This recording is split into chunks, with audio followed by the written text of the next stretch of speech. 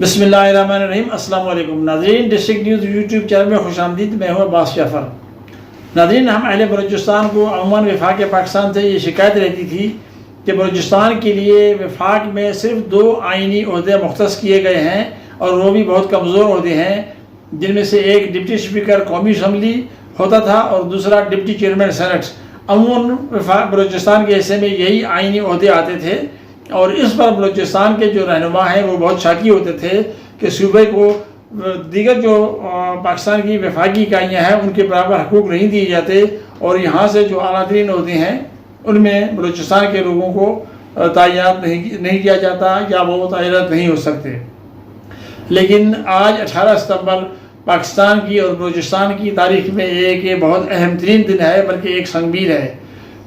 آج وفاق پاکستان کے 3 اعلیٰ ترین عہدوں پر بلوچستان سے تعلق رکھنے والی شخصیات فائز ہیں۔ ان میں سب سے اہم عہدہ وزیر اعظم پاکستان انوار الحق کاکڑ صاحب ہیں، پھر چیئرمین سینٹ سعدی سجنانی صاحب ہیں اور آج قاضی فاضل عیسی صاحب چیف جسٹس آف پاکستان کے منصب پر فائز ہوئے ہیں۔ ان کا تعلق بھی بلوچستان سے ہے۔ ان آئینی عہدوں کے علاوہ ایک سب سے اہم عہدہ جو ہے ان کے علاوہ جو ہے وہ ہے وفاقی وزارت داخلہ۔ اس میں بھی بلوچستان سے تعلق رکھنے والے سرفراز بگٹی صاحب تعینات ہیں۔ یہ یقیناً ایک بہت اہم پیش رفت ہے بلوچستان سے متعلق اور وفاق پاکستان سے متعلق۔ یقیناً ایسا موقع پاکستان کی گزشتہ تاریخ میں کبھی نہیں آیا، بلکہ یہ کسی ایک صوبے کے حصے میں بھی نہیں آیا۔ ایسے اتنے اہم عہدے پاکستان کے کسی بھی صوبے کے حصے میں بیک وقت نہیں آئے جتنے آج بلوچستان کے حصے میں آئے ہیں۔ یہ یقیناً ایک ہمارے لیے خوشی کا باعث ہے۔ میں اس سلسلے میں یہ بھی کہنا چاہتا ہوں کہ اس سے پہلے بلوچستان سے سابق وزیر اعظم جناب ظفر اللہ جمالی صاحب بھی وہ بنے تھے پاکستان کے وزیر اعظم، اور تقریباً 28 سال وہ پاکستان کے وزیر اعظم رہے۔ اب اصل مسئلہ یہ ہے کہ ہم نے یہ دیکھنا ہے کہ ان عہدوں پر فائز رہنے والی جو ہماری بلوچستان کی شخصیات ہیں وہ اپنے صوبے کو کس حد تک فائدہ پہنچاتی ہیں۔ اصل بات یہ ہے کہ پاکستان کے دوسرے صوبوں سے جو لوگ آتے ہیں آئینی عہدوں پر وہ اپنے لوگوں کا خیال رکھتے ہیں اور جو بھی ان کی آئینی ان کے جو حقوق ہوتے ہیں یا انتظامی عہدوں پر جو ان کے حصے ہوتے ہیں وہ ان پہ فوری طور پر اپنے لوگ تعینات کر دیتے ہیں۔ لیکن اس وقت میرے خیال میں میرے علم کے مطابق بلوچستان سے کوئی وفاقی سیکرٹری نہیں ہے اور اس میں وفاق کا کوئی قصور نہیں، بلکہ اس وقت ہمارے جو اعلیٰ ترین عہدیدار ہیں یہ ان کی ذمہ داری ہے کہ بلوچستان کے لوگوں کو کے جو انتظامی عہدوں پر جو ان کے حقوق ہیں وہ انہیں دلوائے جائیں اور وہاں ان پہ ان کی تعیناتیاں کی جائیں۔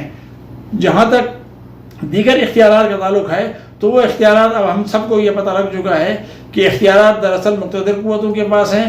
نواز شریف صاحب کا بھی وہی حال ہے جو انوار الحق کاکڑ صاحب کا حال تھا، اور آصف زرداری صاحب کا بھی وہی حال ہے، یوسف رضا گیلانی صاحب کا بھی وہی حال تھا۔ وہ یہ تھا کہ انہیں وہ اس کو مینیج کر لیتے ہیں ان چیزوں کو، جبکہ بلوچستان کے لوگوں میں ابھی تک اتنی صلاحیت نہیں آئی چیزوں کو مینیج کرنے کی۔ لیکن حقیقت یہ ہے کہ جو اصل اختیارات ہیں وہ سیاستدانوں کے پاس نہیں ہیں، اور اس کی وجہ یہ ہے کہ سیاستدان خود آئین کی پاسداری نہیں کرتے، وہ آئین سے کے جو اصول ہیں ان پہ عمل نہیں کرتے بلکہ منمانی کرتے ہیں اور آئین اور قانون کی خلاف ورزی کرتے ہیں، اور اس کے نتیجے میں کیا نتائج انہیں بھگتنے پڑتے ہیں۔ جبکہ ہماری جو مقتدر قوتیں ہیں وہ ملک کی اندرونی اور بیرونی سالمیت کی ذمہ دار ہیں اور انہیں اپنے فریضے ادا کرنے کے لیے ان اختیارات میں اور ان معاملات میں مجبوراً بامر مجبوری انہیں مداخلت کرنی پڑتی ہے۔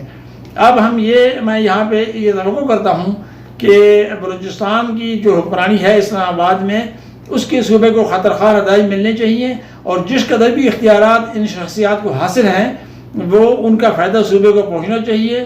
ان کے جو انتظامی عہدے ہیں، جو انتظامی ان کی تعیناتیاں ہیں وہاں ان کو حقوق ملنے چاہیے، جو نوکری میں کوٹے کے جو مسائل ہیں ان میں ان کو حقوق ملنے چاہیے، اور جو دیگر ان کی ترقیاتی جو شعبہ ہے اس میں بھی اس کا جائز حصہ ملنا چاہیے۔ اب ہم کسی اور سے پنجاب سے یا اسٹیبلشمنٹ سے یا کسی اور سے شکوہ نہیں کر سکتے، بلکہ اپنے ہی لوگوں سے ہمیں شکوہ ہوگا، اور ہمیں اس بات کی مجھے امید ہے اور توقع ہے کہ ہماری یہ شخصیات، ان کو اللہ تعالیٰ نے جو اختیار اور اقتدار دیا ہے وفاق پاکستان میں، وہ اس کو پورے ملک اور خصوصاً بلوچستان کی پسماندگی دور کرنے کے لیے استعمال کریں گے۔